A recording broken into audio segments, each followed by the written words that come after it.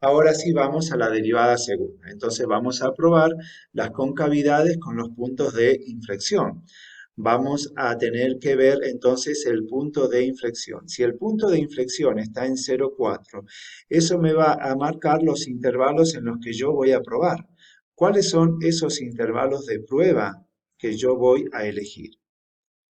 Los intervalos de prueba que voy a elegir voy a probar en el intervalo 1, en el intervalo que va desde el menos infinito al punto de inflexión, es decir, a 4. Y la otra prueba que vamos a hacer,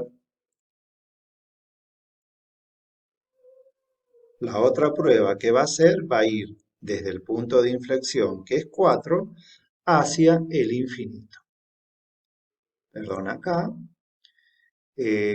hacia el infinito. Entonces, esas son las dos pruebas que voy a hacer con la derivada segunda. Entonces, lo que voy a hacer es la derivada segunda, la voy a reemplazar, por ejemplo, en un punto que pertenezca a este intervalo, por ejemplo, en 2, y la calculo. Y aquí, la derivada segunda, la voy a probar en un punto que pertenezca a este intervalo, por ejemplo, en 7. Elijo 7, ¿está? Entonces, bueno, fíjense, la derivada segunda en 2 sería 2 por 6, 12. ¿Está?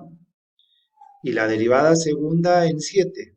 La derivada segunda en 7 es, perdón, aquí he tenido, bien,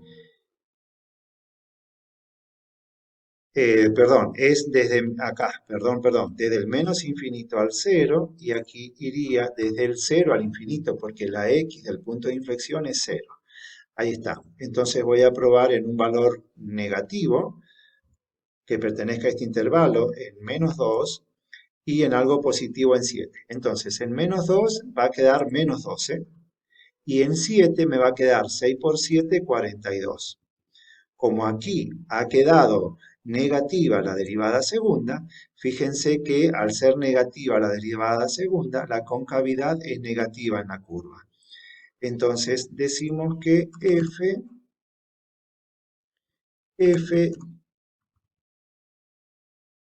es cóncava negativa en el intervalo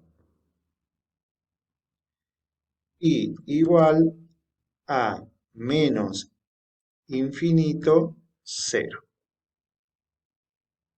cóncava. Bueno, entonces la función es cóncava negativa en ese intervalo en el que estamos haciendo la prueba, en intervalo menos infinito 0. Ahora vamos a probar con un valor del intervalo 0 infinito, es decir, bueno, yo elijo 7, podrían poner 4, podrían poner 25. Elegimos 7 y nos dio 42. Como ha dado positivo, según el apunte, si da positivo, entonces la función es cóncava positiva en ese intervalo. Entonces, la conclusión sería de que F es cóncava positiva en el intervalo que va desde 0 hasta el infinito. Y de esta manera entonces nosotros hemos terminado el análisis completo de una función. Fíjense que aquí decíamos que era creciente en el menos infinito menos 1 y justamente es lo que sucede, menos infinito al menos 1. Luego decrece desde el menos 1 al 1, que es lo que habíamos puesto acá, decreciente, y luego crece del 1 al infinito, es decir, del 1 al infinito la función crece. Y luego con el intervalo, con la concavidad, hemos analizado que es cóncava positiva en el intervalo menos infinito hasta 0, y justamente es este sector, cóncava positiva hasta acá, es decir, desde menos infinito hasta 0, y luego desde 0 hasta más infinito es este sector de curva, es cóncava positiva, que es lo que acabamos de encontrar. Así que bueno, de esta manera entonces se analiza una función.